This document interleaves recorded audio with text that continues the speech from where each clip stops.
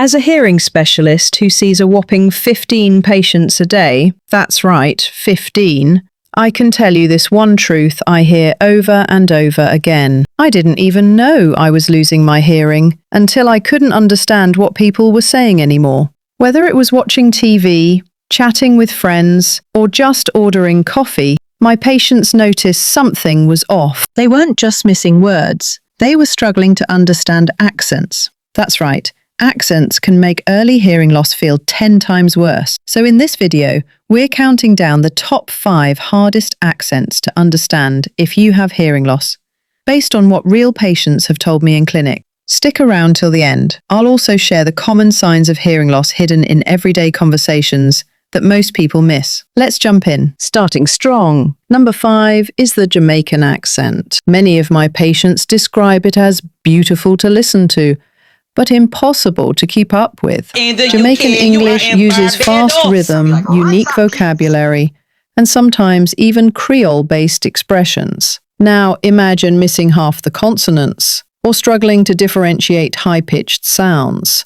Boom, you're completely lost in the sentence. Take the phrase, "What's going on?" which in the Jamaican accent is wagwan. This sounds like one syllable if spoken fast. Wagwan. But why is it so much harder for a person with hearing loss to understand it? In Jamaican patois, hard consonants like t and us are often dropped. What's, wa. Going, guan, with the G and N softened or glided. These dropped or softened consonants fall into the high-frequency range, which is often the first area of hearing to be damaged. One patient told me, "I went to a wedding and the best man gave this amazing speech in a heavy Jamaican accent. Everyone was laughing. I heard none of it. I'm sad to have missed out on the joke." Coming in at number 4. The Indian accent, specifically those with heavier regional inflections. Why is it challenging? Well, Indian English often drops or shortens certain vowels, blends consonants, and varies intonation based on region, from Hindi-influenced to Tamil to Punjabi speech patterns. That can create big challenges for ears already struggling with clarity and precision. Indian English speakers often fully pronounce all syllables, so vegetable becomes vegetable or vegetable. To someone with hearing loss, the added syllables create confusion, especially if they're used to hearing a compressed version, like vegetable. Also, the v sound may be softer or more blended with w in some regional Indian accents, sounding closer to vegetable or vegetable.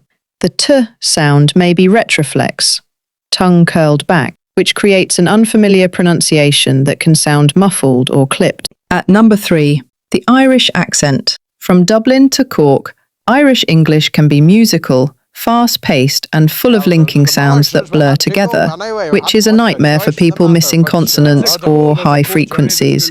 Many with hearing loss struggle with speech in noise. Irish speakers often blend words or soften syllables, which can vanish completely if you're already struggling with clarity. So if you have a heavy accent, the most important thing to do to help those with suspected hearing or diagnosed issues is to slow your speech down, rephrase, and make sure your lips are never covered, as body language and movements are a huge part of hearing to understand for many patients. One man told me that listening to an Irish person speak felt like listening to a song where you know the tune but can't make out a single word. Number 2, the New Zealand accent. This one surprises people. It's often confused with Australian, but New Zealand English is quicker, has more vowel shifts, and softens certain consonants, especially E and E sounds. An example of this would be the word fish, pronounced as fish in standard English, and sounds like fush in the New Zealand accent. The F and sh sounds are high-frequency consonants. They fall right in the speech banana's danger zone, where many people with early hearing loss start to lose clarity. So a person with hearing loss might hear just a muffled vowel, like missing both the F and sh completely. I've had a patient once say, "I was watching a New Zealand drama and had no idea what anyone was saying. even with subtitles. For someone with mild hearing loss, the Kiwi accent can turn a normal sentence into an unintelligible blur. And at number one, you may have already guessed it, is the Scottish accent, particularly from Glasgow or the Highlands, where the speech is fast, consonant-heavy and full of local slang.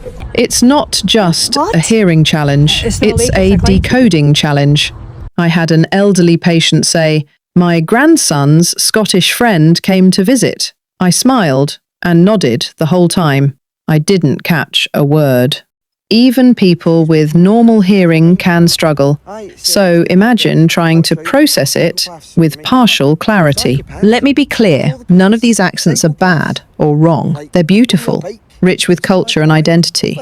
But if you have hearing loss, certain speech patterns, especially those with fast pacing, dropped consonants, unfamiliar rhythms, can be a real struggle. That's why recognizing hearing loss early is so important. You're not losing intelligence, you're losing clarity. So what are the signs to look for? Here are a few that almost every patient overlooked at first. You hear people, but you don't understand them. You ask people to repeat themselves, especially in quiet places. You struggle with phone calls. You avoid conversations in groups. You say, "What?" and then guess the rest of the sentence. If any of that sounds like you, you're not alone, and you're not just tired or not paying attention. Get your hearing checked out and seek professional guidance. Drop a comment below. Which accent do you struggle with most? Remember that hearing is the only sense that is literally awake when you're asleep, working 24/7 around the clock to keep you safe. But as much as hearing matters, so does understanding the world around you.